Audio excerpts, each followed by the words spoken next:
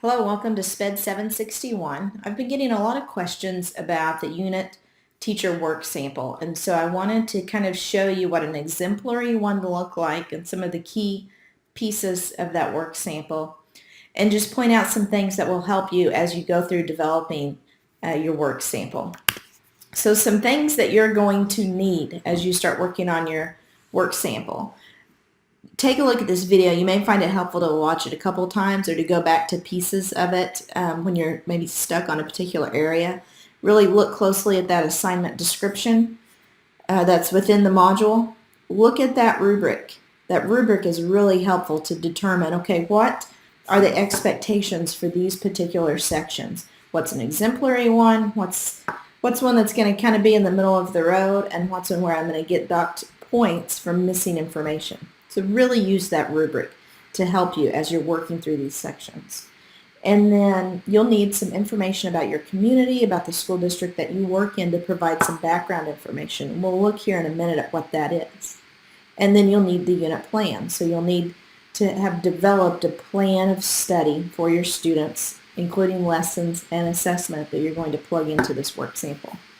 So let's take a look at some of the key pieces that I think may trip you up from time to time or where I see common questions.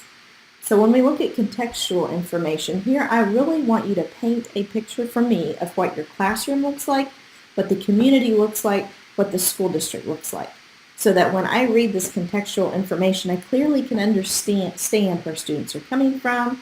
I can see some of the barriers that teachers are facing, some of the complications maybe that are coming into school that they're facing, and just really get a good understanding of, if I were to walk into that classroom tomorrow after reading the contextual information, I have a good understanding of the students in terms of their needs, their prior experiences, things that are impacting their learning. Okay? So that contextual information, you're going to spend some time really putting that together within the document itself. Then you're going to describe for me your subgroup. Now your subgroup may consist of 2 to 6, 7 students, okay? You're going to describe for me each student that's in your subgroup. So here is a really good example of what that looks like. So in the first column, you're going to describe the focus student. So here you'll see that they've described PW as their name for him or her. Oh, sorry, it is a him here.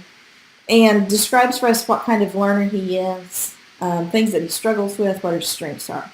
And then why was he selected as a subgroup or the student for this study. Okay? So the teacher talks about how he's incredibly kind, he's caring, he's a quiet young man, works very hard. He's definitely below standard academic performance and ability in the classroom. He struggles terribly with reading. He can make some very astute connections, but is very low and slow in terms of making long-term connections. She chose PW because he has an IEP and he's on a modified curriculum. She's worked with him all year, and she'd like to help him embrace strategies that will help him achieve both in school and in life.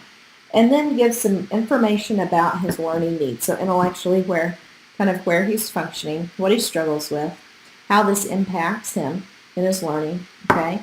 And then socially, what are his relationships like with his peers and his teachers? Gives me some great information there.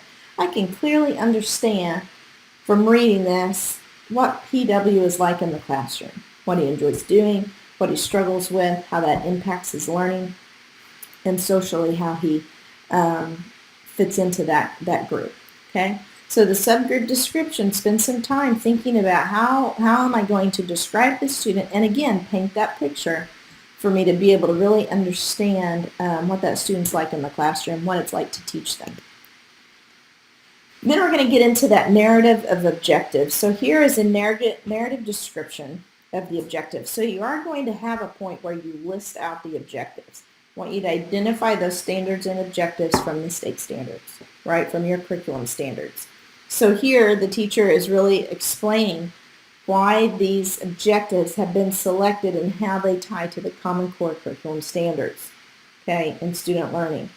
And what are the ultimate goals for students. So here this is a 10th grade group of students. They're going to be reading a book, Frankenstein, and so she's talking about making connections to students learning effective reading comprehension, increasing their vocabulary, increasing their critical thinking skills and their ability to communicate, okay? And then talked about why she selected objectives and how those objectives really help support those skills. For example, an objective on text referencing, okay, supports those skills that we were just talking about. And so really good, clear explanation of why the objectives were selected and the rationale for it. Then we go into the unit plan. So you're going to have between 5 to 7 lessons that you're going to select out of your unit. Now, you may be teaching this unit that may have more lessons than that, but 4 to 7, let's say, paints a really good picture for me on what those lessons look like, how you're kind of scaffolding skills within those lessons and within the unit, okay, and how you're meeting those objectives. And so here you can see even one of the lessons, lesson 4, occurred over a course of several days, okay, March 24th to March 29th. Those activities within lesson 4 were being covered. So it's not just a one lesson per day requirement. Okay, really think out how you're going to scaffold that unit and what kind of lessons you're going to be implementing.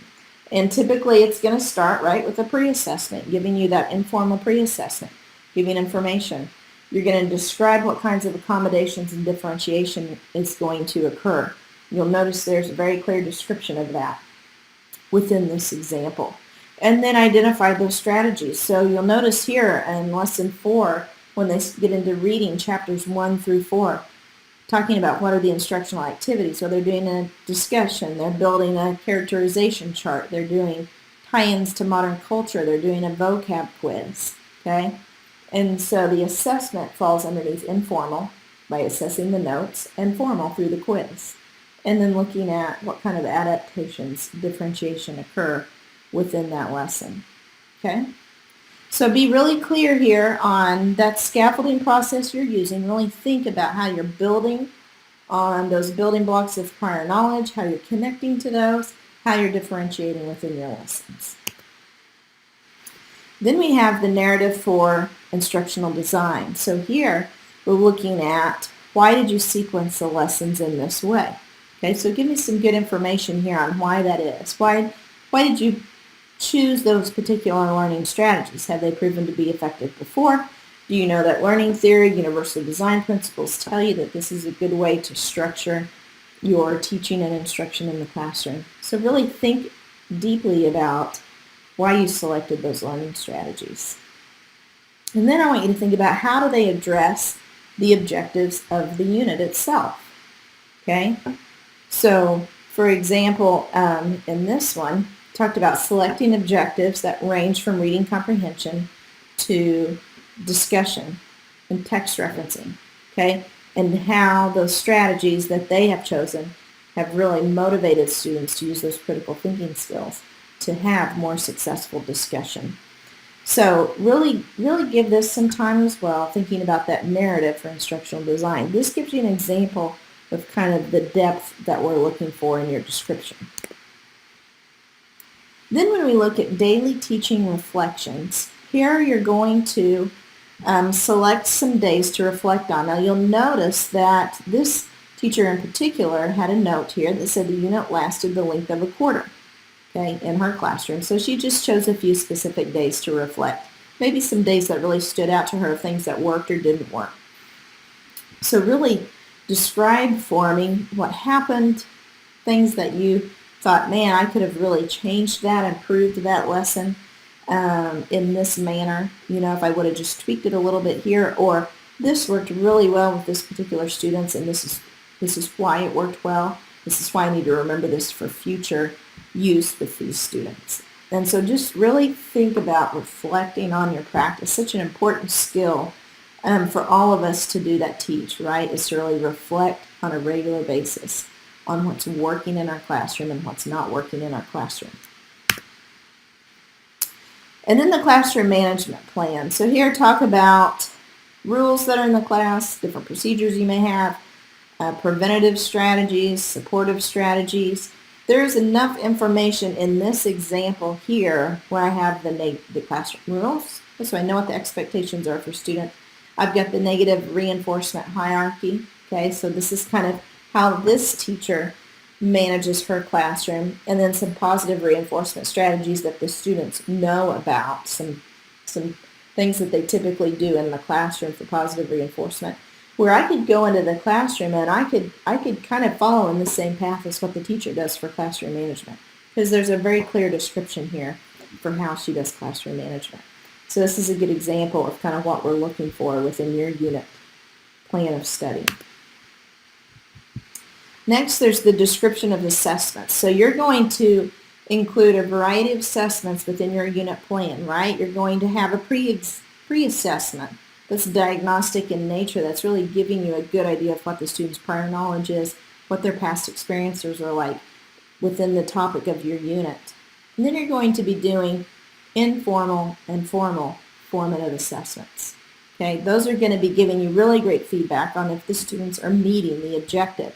And so as you select your assessments, I want you to really think about the rationale for choosing that assessment. So why are you choosing it? For example, here on the pre-assessment, this teacher chose graffiti boards as the assessment tool for pre-assessment.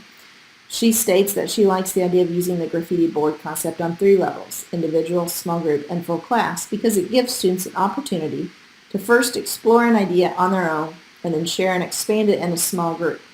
Okay, so what objectives is this assessment addressing? Well, it's engaging students in class discussion, and it's also relating the novel's theme to modern culture. And then she identifies exactly how that assessment's going to be scored. She's going to be using a rubric, and there's 3 main categories that she's looking at. The number of ideas presented by the student, the organization of the ideas, and the creativity of the ideas. Okay? So very clear understanding of why that assessment's been chosen, what objectives it meets, and how it will be scored. That's what I'm looking for when you give the description of assessments within your unit. Then we take a look at the analysis of the overall assessment once the unit's been completed. So what's the overall results? What are they telling you? Well, there's some good data here if you look at this example. What this teacher found is that 85%, or 23 out of the 27 students she had in this class, chose to participate and complete and turn in the graffiti wall. And nearly 3/4 of those who participated made the connection that she was looking for. Okay? She did an informal assessment of students raising hands with some questions and gave some data there. Okay? So she gives a discussion that's good of how this is referencing the learning objectives, and then she really describes how this pre-assessment data is going to be used with instruction in the future. So you'll notice she says this helps shape future lessons in terms of focusing students on the facts and details of the novel as opposed to what they've learned about it from pop culture. So she's really creating that separation for students by doing the pre-assessment. And also, she says it helps her as an instructor focus them on what they can learn about the impact of a person's decision and ethics. So she's really connecting it to what they're learning within the text that they're reading in this unit. So again, lots of clear information there on the pre-assessment itself. And you will do, I'll go back here real quick on analysis assessment, you will do this also on your formal assessment and informal assessment. Provide very similar information to what you see here.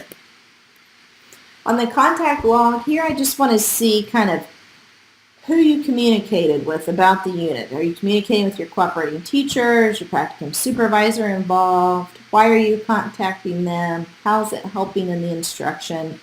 Those kinds of things. So this is really good. She's got a variety of ways she's been in touch with her cooperating teacher or her practicum supervisor, either face-to-face meeting or just through an email, asking them some questions, having them look at the draft of the unit plan, those kinds of things.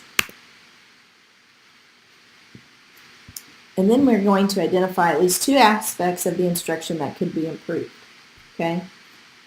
So notice her first one is she needs to slow down and relax. Sometimes she can talk too fast, and this can be difficult for students to follow. And then she's going to identify some professional development opportunities that might help her develop this skill. Okay. The other one she identified was being more confident with curriculum standards. I think that's a pretty common one, especially for new teachers. So really seeking out professional development opportunities around standards, around tying standards to instruction would be helpful here.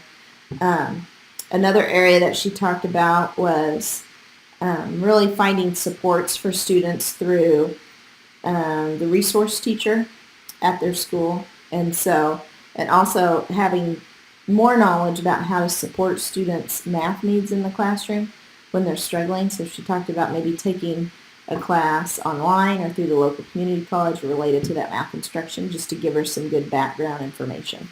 So that's a really good narrative reflection on professional development moving forward, that she has areas maybe she's learned she could improve on within this unit of study, that she would identify some professional development for the future.